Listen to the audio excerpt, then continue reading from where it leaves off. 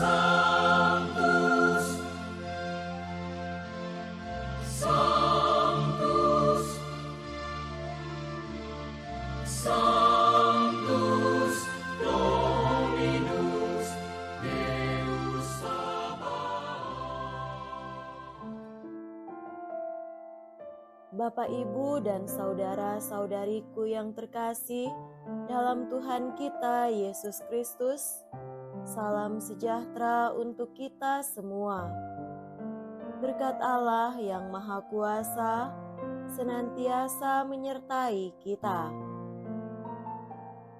Hari Jumat tanggal 3 April tahun 2026 adalah Hari Jumat Agung. Marilah kita mendengarkan dan merenungkan bacaan-bacaan kitab suci. Dalam nama Bapa dan Putra dan Roh Kudus. Amin. Bacaan pertama dari kitab Yesaya bab 52 ayat 13 sampai bab 53 ayat 12. Beginilah firman Tuhan, sungguh hambaku akan berhasil, ia akan ditinggikan, disanjung dan dimuliakan. Seperti banyak orang tertegun melihat dia, rupanya begitu buruk, tidak seperti manusia lagi, dan tampaknya tidak seperti anak manusia lagi. Demikianlah ia akan membuat tercengang banyak bangsa, dan raja-raja akan mengatupkan mulutnya melihat dia. Sebab apa yang tidak diceritakan kepada mereka akan mereka lihat, dan apa yang tidak mereka dengar akan mereka pahami. Maka mereka berkata, siapakah yang percaya kepada berita yang kami dengar? Kepada siapakah tangan kekuasaan Tuhan dinyatakan? Laksana sebuah taruk, hamba Yahweh tumbuh di hadapan Tuhan, dan sebagai tunas, ia muncul dari tanah gersang. Ia tidak tampan, dan semarak pun tidak ada padanya. Kita tidak tertarik untuk memandang dia. Keindahan pun tidak ada padanya, maka kita tidak suka padanya. Ia dihina dan dihindari orang, dia seorang penuh kesengsaraan, dia seorang yang tahu apa artinya menderita kesakitan. Ia sangat dihina, sehingga orang menutup mukanya terhadap dia, dan bagi kita pun dia tidak masuk hitungan.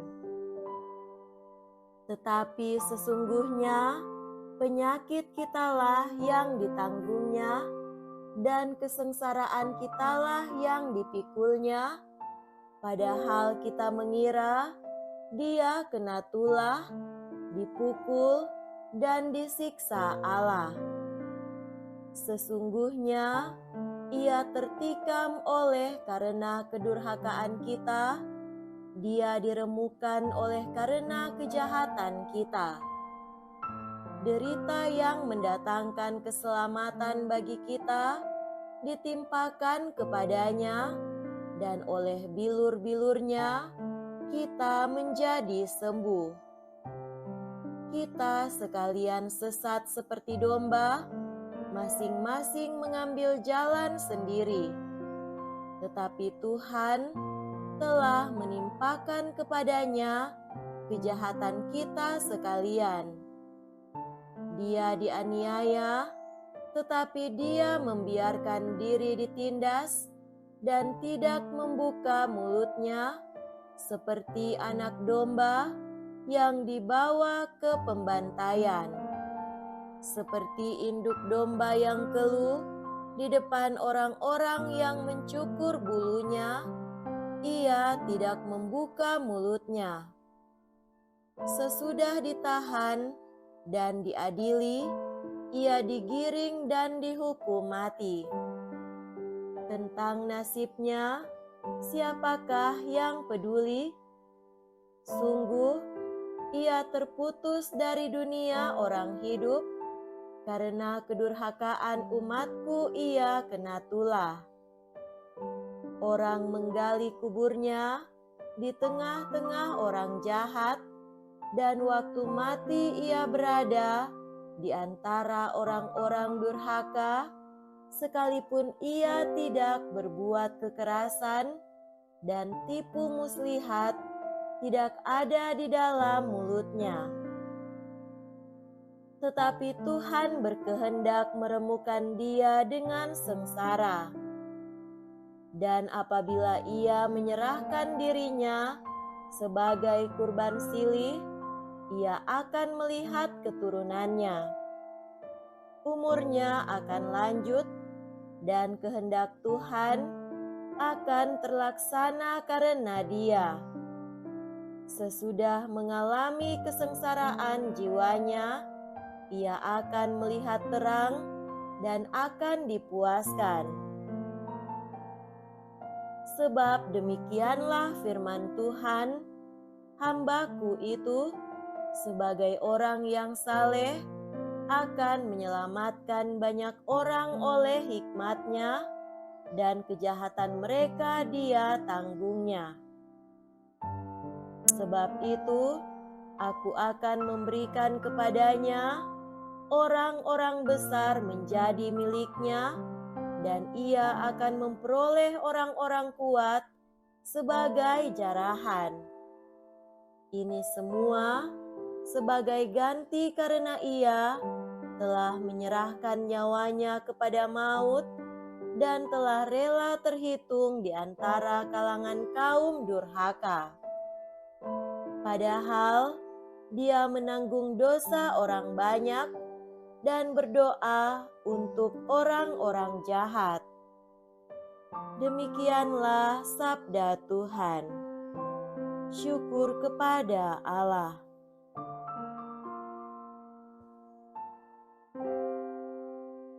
Bacaan kedua dari surat kepada orang Ibrani bab 4 ayat 14 sampai 16, dilanjutkan dengan bab 5 ayat 7 sampai 9. Saudara-saudara, kita sekarang mempunyai Imam Agung yang telah melintasi semua langit, yaitu Yesus Anak Allah. Maka, baiklah kita teguh berpegang pada pengakuan iman kita.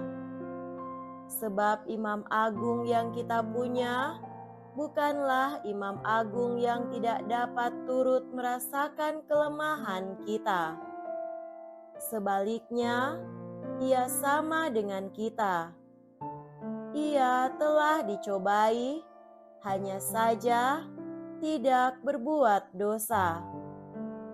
Sebab itu marilah kita menghampiri tahta kerahiman Allah dengan penuh keberanian, supaya kita menerima rahmat dan menemukan kasih karunia untuk mendapat pertolongan pada waktunya. Dalam hidupnya sebagai manusia, Yesus telah mempersembahkan doa dan permohonan dengan ratap tangis dan keluhan kepada Dia yang sanggup menyelamatkannya dari maut. Dan karena kesalehannya, ia telah didengarkan. Akan tetapi, sekalipun anak, ia telah belajar menjadi taat. Ini ternyata dari apa yang telah dideritanya. Dan sesudah mencapai kesempurnaan, ia menjadi pokok keselamatan abadi bagi semua orang yang taat kepadanya. Demikianlah sabda Tuhan. Syukur kepada Allah.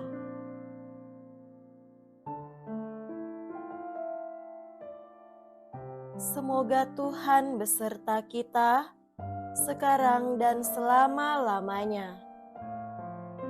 Inilah kisah sengsara Tuhan kita Yesus Kristus menurut Santo Yohanes. Dimuliakanlah Tuhan. Injil Yohanes bab 18 ayat 1 sampai bab 19 ayat 42. Seusai perjamuan Paskah, keluarlah Yesus dari ruang perjamuan bersama dengan murid-muridnya, dan mereka pergi ke seberang sungai Kidron. Di situ ada suatu taman. Yesus masuk ke taman itu bersama dengan murid-muridnya. Yudas yang mengkhianati Yesus tahu juga tempat itu karena Yesus sering berkumpul di situ dengan murid-muridnya. Maka datanglah juga Yudas ke situ bersama sepasukan prajurit dan penjaga-penjaga bait Allah yang disuruh oleh imam-imam kepala dan orang-orang Farisi. Mereka datang lengkap dengan lentera, suluh, dan senjata. Yesus tahu semua yang akan menimpa dirinya. Maka ia maju ke depan dan berkata kepada mereka, "Siapakah yang kamu cari?" Jawab mereka, "Yesus dari Nazaret." Kata Yesus kepada mereka, "Akulah Dia." Yudas yang mengkhianati Yesus berdiri juga di situ bersama-sama mereka. Ketika Yesus berkata kepada mereka, "Akulah Dia," mundurlah mereka dan jatuh ke tanah. Maka Yesus bertanya pula, "Siapakah yang kamu cari?" Jawab mereka, "Yesus dari Nazaret." Jawab Yesus, "Telah kukatakan kepadamu, akulah Dia. Jika aku yang kamu cari, biarkanlah mereka ini pergi." Demikianlah terjadi supaya genaplah firman yang telah dikatakannya, "Dari mereka yang engkau serahkan kepadaku, tidak seorang pun yang kubiarkan hilang." Lalu Simon Petrus yang membawa pedang menghunus pedang itu dan menetapkannya kepada hamba imam agung dan memutuskan telinga kanannya. Nama hamba itu Malkus. Kata Yesus kepada Petrus, "Sarungkanlah pedangmu itu. Bukankah aku harus minum cawan yang diberikan Bapa kepadaku?" Maka para prajurit serta perwiranya dan penjaga-penjaga yang disuruh orang Yahudi itu menangkap Yesus dan membelenggu Dia. Lalu mereka membawa Yesus mula-mula kepada Hanas, karena Hanas adalah mertua Kayafas yang pada tahun itu menjadi imam agung, dan Kayafaslah yang telah menasihatkan kepada orang-orang Yahudi adalah lebih berguna jika satu orang mati untuk seluruh bangsa. Simon Petrus dan seorang murid lain mengikuti Yesus. Murid itu mengenal Imam Agung dan ia masuk ke halaman istana Imam Agung itu. Tetapi Petrus tinggal di luar dekat pintu. Maka murid lain tadi yang mengenal Imam Agung kembali keluar bercakap-cakap dengan perempuan penjaga itu, lalu membawa Petrus masuk. Maka kata perempuan penjaga pintu itu kepada Petrus, "Bukankah engkau juga murid orang itu?" Jawab Petrus, "Bukan." Sementara itu, hamba-hamba dan para penjaga bait Allah telah memasang api arang, sebab hawa dingin waktu itu, dan mereka berdiri berdiam di situ. Petrus pun berdiri berdiam bersama-sama dengan mereka. Maka mulailah Imam Agung menanyai Yesus tentang para murid dan tentang ajarannya. Jawab Yesus kepadanya, "Aku berbicara terus terang kepada dunia. Aku selalu mengajar di rumah-rumah ibadat dan di bait Allah, tempat semua orang Yahudi berkumpul. Aku tidak pernah berbicara sembunyi-sembunyi. Mengapakah engkau menanyai aku? Tanyailah mereka yang telah mendengar apa yang kukatakan kepada mereka.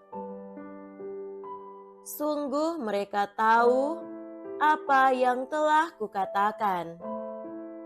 Ketika Yesus berkata demikian, seorang penjaga yang berdiri di situ menampar muka Yesus sambil berkata, "Begitukah jawabmu kepada Imam Agung?" Jawab Yesus kepadanya, "Jikalau kataku itu salah, tunjukkanlah salahnya. Tetapi jikalau benar, mengapa engkau menampar aku?" Lalu Hanas mengirim Yesus terbelenggu kepada Kayafas, Imam Agung. Simon Petrus masih berdiri berdiam. Kata orang-orang di situ kepadanya, "Bukankah engkau juga seorang murid Yesus?" Petrus menyangkalnya, katanya, "Bukan." Salah seorang hamba Imam Agung, keluarga dari hamba yang telinganya dipotong Petrus, berkata kepadanya, "Bukankah engkau kulihat di taman itu bersama-sama dengan Yesus?" Maka Petrus menyangkal lagi, dan ketika itu berkokoklah ayam. Keesokan harinya, mereka membawa Yesus dari istana Kayafas ke gedung pengadilan. Ketika itu hari masih pagi. Mereka sendiri tidak masuk ke gedung pengadilan itu, supaya jangan menajiskan diri, sebab mereka hendak makan Paskah. Sebab itu, Pilatus keluar mendapatkan mereka dan berkata, "Apakah tuduhanmu terhadap orang ini?" Jawab mereka kepadanya, "Jikalau ia bukan penjahat, kami tidak menyerahkannya kepadamu."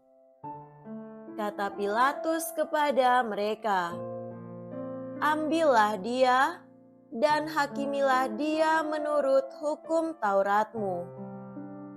Kata orang-orang Yahudi itu, "Kami tidak diperbolehkan membunuh seseorang." Demikianlah terjadi supaya genaplah firman Yesus yang dikatakannya untuk menyatakan bagaimana ia akan mati. Maka kembalilah Pilatus ke dalam gedung pengadilan, lalu memanggil Yesus dan bertanya kepadanya, "Engkau inikah raja orang Yahudi?" Jawab Yesus, "Dari hatimu sendirikah engkau katakan hal itu?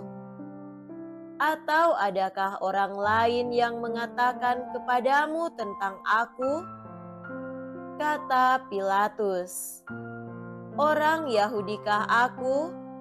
Bangsamu sendiri dan imam-imam kepala telah menyerahkan engkau kepadaku.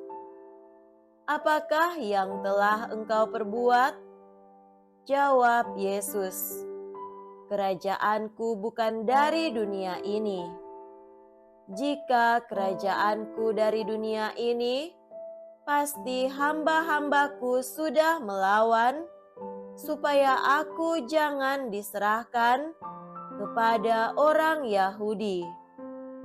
Akan tetapi, kerajaanku bukan dari sini." Maka kata Pilatus kepadanya, "Jadi engkau adalah raja?"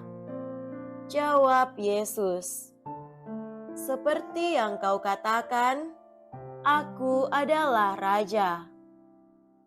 Untuk itulah aku lahir, dan untuk itulah aku datang ke dunia ini, yakni untuk memberi kesaksian tentang kebenaran. Setiap orang yang berasal dari kebenaran mendengarkan suaraku." Kata Pilatus kepadanya, "Apakah kebenaran itu?"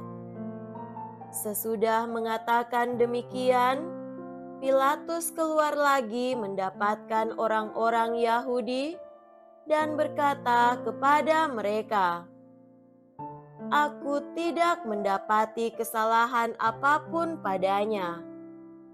Tetapi padamu ada kebiasaan bahwa pada hari raya Paskah aku membebaskan seorang bagimu. Maukah kamu supaya aku membebaskan raja orang Yahudi ini bagimu?" Mereka pun berteriak, "Jangan dia, melainkan Barabas." Barabas adalah seorang penyamun.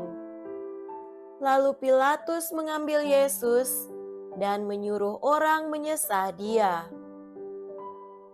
Prajurit-prajurit menganyam sebuah mahkota duri dan menaruhnya di atas kepala Yesus.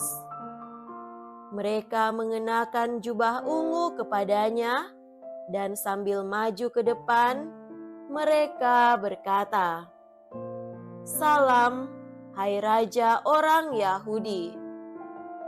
Lalu mereka menampar wajah Yesus. Pilatus keluar lagi dan berkata kepada orang-orang Yahudi, "Lihatlah, aku membawa dia keluar kepada kamu, supaya kamu tahu bahwa aku tidak mendapati kesalahan apapun padanya." Lalu Yesus keluar bermahkota duri dan berjubah ungu. Maka kata Pilatus kepada mereka, "Lihatlah manusia ini." Ketika para imam kepala dan penjaga-penjaga itu melihat Yesus, berteriaklah mereka, "Salibkan dia, salibkan dia!" Kata Pilatus kepada mereka, "Ambil saja sendiri dan salibkanlah dia. Sebab aku tidak mendapati kesalahan apapun padanya." Jawab orang-orang Yahudi itu kepadanya, "Kami mempunyai hukum, dan menurut hukum itu ia harus mati, sebab ia menganggap dirinya sebagai anak Allah." Ketika Pilatus mendengar perkataan itu, bertambah takutlah ia.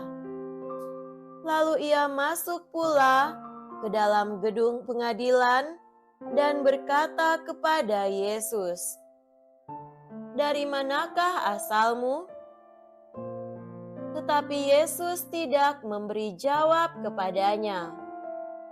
Maka kata Pilatus, "Tidakkah engkau mau berbicara dengan aku? Tidakkah engkau tahu bahwa aku berkuasa untuk membebaskan engkau dan berkuasa juga untuk menyalibkan engkau?"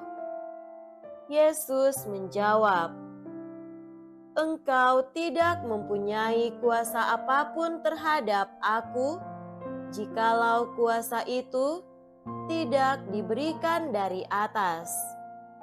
Sebab itu, Dia yang menyerahkan aku kepadamu lebih besar dosanya." Sejak itu, Pilatus berusaha untuk membebaskan Yesus, tetapi orang-orang Yahudi berteriak, "Jikalau engkau membebaskan Dia, engkau bukanlah sahabat Kaisar." Setiap orang yang menganggap diri raja melawan Kaisar. Ketika mendengar perkataan itu, Pilatus menyuruh Yesus keluar. Lalu ia duduk di kursi pengadilan di tempat yang bernama Litostrotos, dalam bahasa Ibrani Gabata. Hari itu ialah hari persiapan Paskah, kira-kira jam 12. Kata Pilatus kepada orang-orang Yahudi itu, "Inilah rajamu." Maka berteriaklah mereka, "Enyahkan dia, enyahkan dia, salibkan dia." Kata Pilatus kepada mereka, "Haruskah aku menyalibkan rajamu?" Jawab imam-imam kepala, "Kami tidak mempunyai raja selain Kaisar." Akhirnya, Pilatus menyerahkan Yesus kepada mereka untuk disalibkan. Dan mereka menerima Yesus. Sambil memikul salibnya, Yesus dibawa keluar kota ke tempat yang bernama Tengkorak, dalam bahasa Ibrani Golgota. Di situ Yesus disalibkan, dan bersama dengan Dia disalibkan juga dua orang lain, sebelah menyebelah, Yesus di tengah-tengah. Pilatus menyuruh memasang juga tulisan di atas kayu itu, bunyinya, "Yesus orang Nazaret, Raja orang Yahudi." Banyak orang Yahudi membaca tulisan itu, sebab tempat Yesus disalibkan itu letaknya dekat kota, dan kata-kata itu tertulis dalam bahasa Ibrani, Latin, dan Yunani.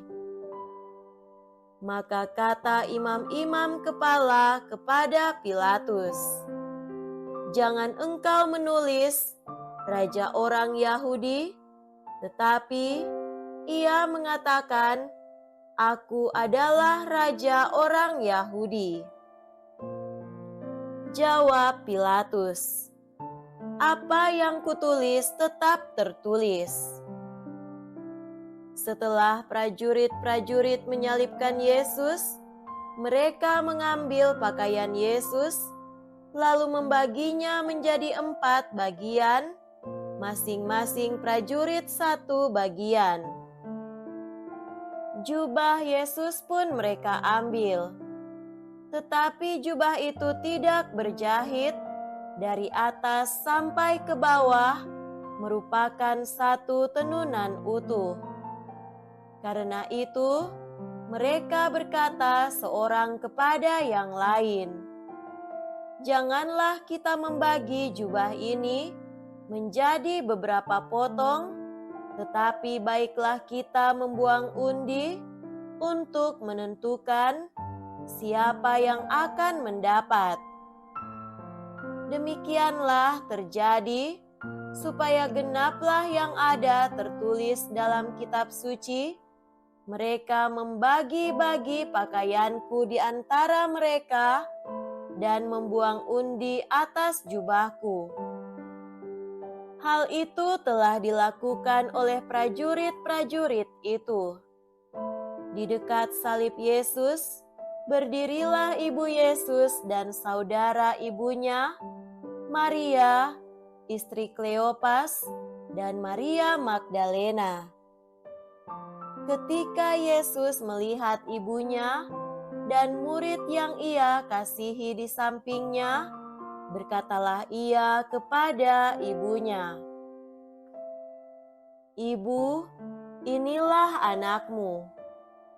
Dan kemudian katanya kepada murid itu, "Inilah ibumu." Dan sejak saat itu, murid itu menerima Maria di dalam rumahnya. Sesudah itu, karena Yesus tahu bahwa segala sesuatu telah selesai, berkatalah ia, supaya genaplah yang ada tertulis dalam kitab suci, "Aku haus." Di situ ada suatu buli-buli penuh anggur asam. Maka mereka mencucukkan bunga karang pada sebatang hisop, mencelupkannya dalam anggur asam itu, lalu menunjukkannya ke mulut Yesus. Sesudah meminum anggur asam itu, berkatalah Yesus, "Sudah selesai." Lalu Yesus menundukkan kepala dan menyerahkan nyawanya. Karena hari itu adalah hari persiapan Paskah, dan supaya pada hari Sabat, mayat-mayat itu tidak tinggal tergantung pada kayu salib, sebab Sabat itu adalah hari yang besar, maka datanglah orang-orang Yahudi kepada Pilatus dan meminta kepadanya supaya kaki orang-orang itu dipatahkan dan mayat-mayatnya diturunkan. Maka datanglah prajurit-prajurit, lalu mematahkan kaki orang yang pertama dan kaki orang yang lain yang disalibkan bersama dengan Yesus. Tetapi ketika mereka sampai kepada Yesus dan melihat bahwa ia telah mati, mereka tidak mematahkan kakinya. Tetapi seorang dari antara prajurit itu menikam lambung Yesus dengan tombak, dan segera mengalirlah darah serta air keluar. Dan orang yang melihat sendiri hal itu yang memberi kesaksian ini, dan benarlah kesaksiannya. Dan ia tahu bahwa ia mengatakan kebenaran, supaya kamu juga percaya. Sebab hal itu terjadi, supaya genaplah yang tertulis di dalam kitab suci, tidak ada tulangnya yang akan dipatahkan. Dan nas lain yang mengatakan, mereka akan memandang Dia yang telah mereka tikam. Sesudah itu, Yusuf dari Arimatea. Yusuf ini adalah seorang murid Yesus, tetapi sembunyi-sembunyi karena takut kepada orang-orang Yahudi, meminta kepada Pilatus supaya ia diperbolehkan menurunkan jenazah Yesus. Pilatus meluluskan permintaan Yusuf. Maka datanglah Yusuf dan menurunkan jenazah Yesus. Juga Nikodemus datang di situ. Dialah yang dulu datang malam-malam kepada Yesus. Ia membawa campuran minyak mur dengan minyak gaharu, kira-kira 50 kati beratnya. Mereka mengambil jenazah Yesus, mengafaninya dengan kain lenan, dan membubuhinya dengan rempah-rempah menurut adat pemakaman orang Yahudi. Di dekat tempat Yesus disalibkan itu, ada suatu taman, dan dalam taman itu ada suatu kubur baru yang di dalamnya belum pernah dimakamkan seseorang. Karena hari itu hari persiapan Paskah orang Yahudi, sedang kubur itu tidak jauh letaknya, maka mereka membaringkan jenazah Yesus di situ. Demikianlah sabda Tuhan. Terpujilah Kristus. Saudara-saudariku yang terkasih dalam Tuhan kita Yesus Kristus, tema renungan kita pada hari ini adalah pengorbanan diri sebagai ekspresi cinta yang murni. Setiap orang Katolik pasti tidak asing dengan pengorbanan. Orang tua bangun pagi, bekerja keras demi anak-anak. Seorang ibu rela kurang tidur ketika anak sakit. Seorang ayah menahan lelah dan gengsi demi mencukupi kebutuhan keluarga. Kaum muda berjuang belajar sungguh-sungguh demi masa depan. Bahkan dalam hidup menggereja, kita berkorban waktu untuk pelayanan, tenaga untuk kegiatan paroki, dan dana untuk membantu sesama. Namun seringkali pengorbanan kita terasa berat karena kurang dihargai. Kita berkata, "Saya sudah berbuat banyak, tapi tidak dimengerti." Disitulah kita mulai lelah dan kecewa. Saudara terkasih, kisah sengsara Tuhan Yesus menunjukkan pengorbanan yang berbeda. Yesus tidak berkorban karena terpaksa, bukan demi pujian, dan bukan supaya dianggap hebat. Ia berkorban karena cinta. Cinta yang murni selalu siap memberi, bahkan ketika tidak dibalas. Dalam hidup sehari-hari, kita sering mengukur pengorbanan dengan hitungan untung rugi. Tetapi Yesus mengajarkan bahwa cinta sejati tidak berhitung. Sengsaranya menyentuh pengalaman kita. Ia dikhianati, ditinggalkan, difitnah, dan disalahpahami. Semua itu sangat manusiawi. Karena itu, saat kita merasa lelah berbuat baik, kita bisa melihat salib dan menemukan arti baru dari pengorbanan yang tulus. Dalam kisah sengsara, kita melihat perjalanan cinta yang total. Yesus memulai dari perjamuan terakhir, memberikan tubuh dan darahnya sebagai tanda penyerahan diri. Di Taman Getsemani, ia bergumul dalam doa. Ia sungguh takut dan sedih, tetapi tetap berkata, "Jadilah kehendakmu." Di sana tampak bahwa pengorbanan bukan tanpa perjuangan batin. Yesus memilih taat kepada Bapa.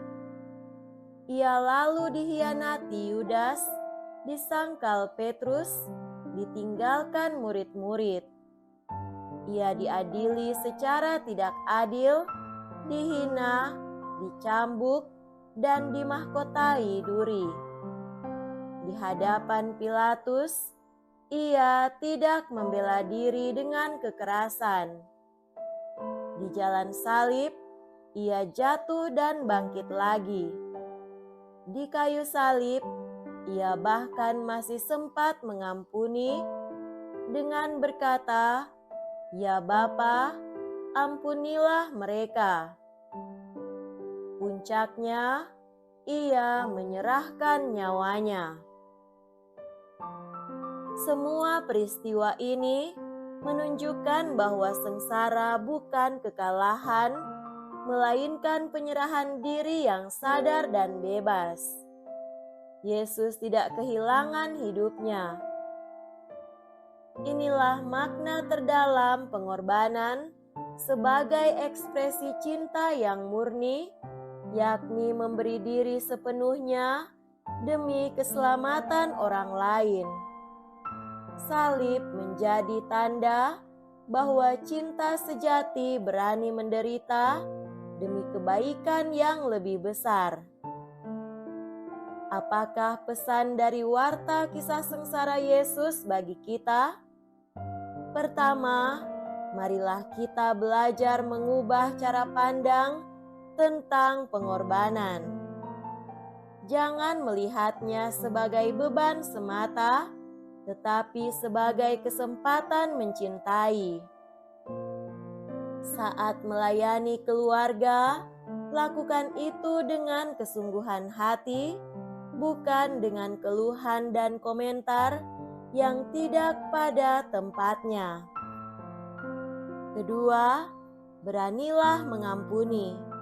Di tempat kerja atau di lingkungan, mungkin kita difitnah atau disalahpahami. Daripada membalas dengan gosip atau kebencian, cobalah mendoakan orang itu. Mengampuni memang menyakitkan, tetapi itulah bentuk pengorbanan ego yang nyata. Ketiga, setia dalam hal kecil. Datang tepat waktu ke misa, bahkan kerja atau janjian, memberi perhatian pada pasangan dan anak, menyisihkan sebagian rezeki bagi orang-orang miskin dan yang membutuhkan. Pengorbanan tidak selalu besar. Justru kesetiaan harian adalah salib kecil yang membentuk hati kita. Keempat, satukan setiap penderitaan dengan salib Kristus. Saat sakit, saat gagal atau kecewa, katakan dalam doa, "Tuhan, aku persembahkan ini bersama sengsaramu. Aku tahu aku gagal dan kecewa, tetapi aku tak mau menyerah begitu saja. Aku akan mencoba dan mencoba, atau aku akan mengevaluasi diri dan mencari solusi atau jalan lain yang mungkin lebih baik." Dengan begitu, penderitaan atau kegagalan kita tidak sia-sia, melainkan jalan ke puncak kemenangan. Saudara-saudariku terkasih, demikian pengorbanan diri sebagai ekspresi cinta yang murni bukan teori rohani, tetapi pilihan setiap hari. Ketika kita berani mengasihi tanpa syarat, kita sedang mengambil bagian dalam misteri salib. Dan di sanalah cinta menemukan maknanya yang terdalam. Semoga demikian. Amin. Dalam nama Bapa dan Putra dan Roh Kudus. Amin.